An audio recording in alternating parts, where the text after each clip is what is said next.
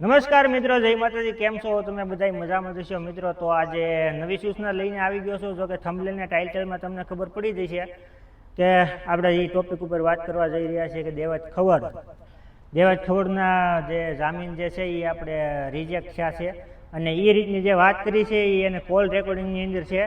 તો એ call recording સમજાવતા પહેલાં હું તમને જરાક કહી દઉં કે મારો થોડોક પરિચય આપી દઉં। જો કે મારું આ ઇન્ટરવ્યૂનો ને એવું તો મારું નથી, પણ બ્લોગની ચેનલ છે ને આવા કટકા વચમાં મેકતો રહું છું।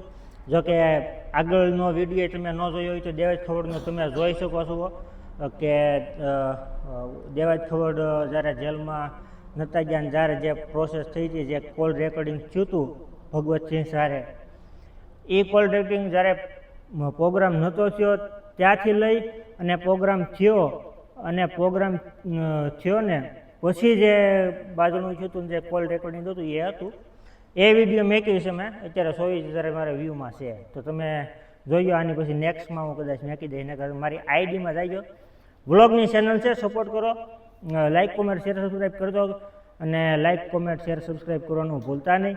અને વ્લોગ આની અંદર વ્લોગ આવતા જ રહેશે અને વરદીથી મહેનત કરું છું, તો અત્યારે થોડું ઘણું ભેગું થઈ ગયું છે અને થોડુંક ભેગું થાય છે। તમે તો ફૂલ સપોર્ટ કરો, તમારા મિત્રોને વિડીયો શેર કરજો। બધી લાંબી વાત ન કરતા હવે તમે જોઈ નાખો આપણે કોલ રેકોર્ડિંગ કે જે કઈ રીતનું છે અને જે ફરીવાર જામીન રદ થયા છે અને એ જે જામીનની વાત કરી છે દેવાજ ખવડે, તો જોવો તમે એ રેકોર્ડિંગ। અત્યારે લોક કલાકાર દેવાજ ખવડ જોડાઈ ગયા છે। દેવાજભાઈ, તમારા જામીન રદ કરવામાં આવ્યા છે, હવે સરેન્ડર કરવાનું કહેવામાં આવ્યું છે, શું કહેશો? બસ બેન, નામદાર કોર્ટે જે નિર્ણય જે ડિસિઝન લીધું છે એ અમારા શિરોમાન્ય છે। જ્યારે નામદાર કોર્ટ અમને કે મારા વકીલ દ્વારા વકીલ મારફતે, ત્યારે હું સિલિન્ડર હાજર થઈ જશે જ્યાં પણ કે ત્યાં, પણ પોલીસ સ્ટેશન અથવા કોર્ટ। દેવાજભાઈ, આ જજમેન્ટની સામે તમે હાઈકોર્ટમાં જશો?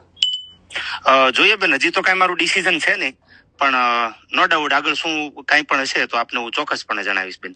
અને જે રીતે આ ધ્રુવરાજસિંહ ચૌહાણને મારવાનો મામલો સામે આવ્યો છે, એને લઈને આપનું શું કહેવું છે? હવે અત્યારે તો આ જામીનની મેટરમાં એ વિષયને આપણે કેમ લાવશું બેન વચ્ચે? કારણ કે કેસ તો એ જ છે એટલે। હા, પણ હવે એ વિષય ઉપર તો કેમ આપણે ચર્ચા કરશું? કારણ કે અત્યારે વિષય આપણો એ છે કે ભાઈ નામદાર કોર્ટે જામીન ના મંજૂર કર્યા છે એમ। તો હવે તમારું નેક્સ્ટ સ્ટેપ શું હશે? ક્યારે તમે સરેન્ડર કરશો? કઈ રીતે તમારા વકીલ થ્રુ આખું બધું થશે? જ્યારે પણ બેન મને મારા વકીલ જાણ કરશે કે ભાઈ આપણે આ તારીખ કે આ સમય, એ સમય હું ત્યાં પહોંચી જઈશ અને સરેન્ડર થઈ જશે। કારણ કે નામદાર કોર્ટનો જે પણ નિર્ણય છે એ આપણા શિરોમાન્ય છે। આપ પણ જાણો છો બંધારણની રૂએ। બિલકુલ દેવાજભાઈ, અમારી સાથે આપણે બંધારણથી મોટા નથી બેન, બંધારણ આપણાથી મોટું છે। ગીર સોમનાથમાં ગાયક કલાકાર દેવાયત ખવડની માથાકૂટનો મામલો। દેવાયત ખવડે તલાલા પોલીસ સમક્ષ સરેન્ડર કર્યું। ખવડના સાગરીતો રાત્રે 9 વાગે સરેન્ડર થયા। દેવાયત ખવડે રાત્રે 1:30 વાગે સરેન્ડર કર્યું। દેવાયત ખવડ પોલીસકર્મીને ગળે મળતો હોય તેવા દ્રશ્યો પણ સામે આવ્યા છે। ત્યારે હાલ દેવાયત ખવડ 7 દિવસના રિમાન્ડ પર છે।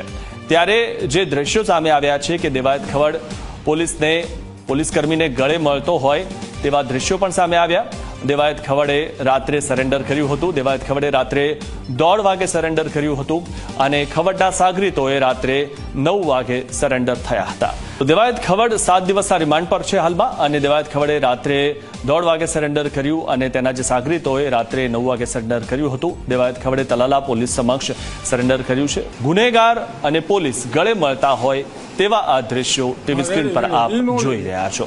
ભલે દેવાયત ખવડ એ સારા કલાકાર હોય, પરંતુ હાલમાં તેઓ ગુનેગાર છે અને તે પોલીસને ગળે મળી રહ્યા છે।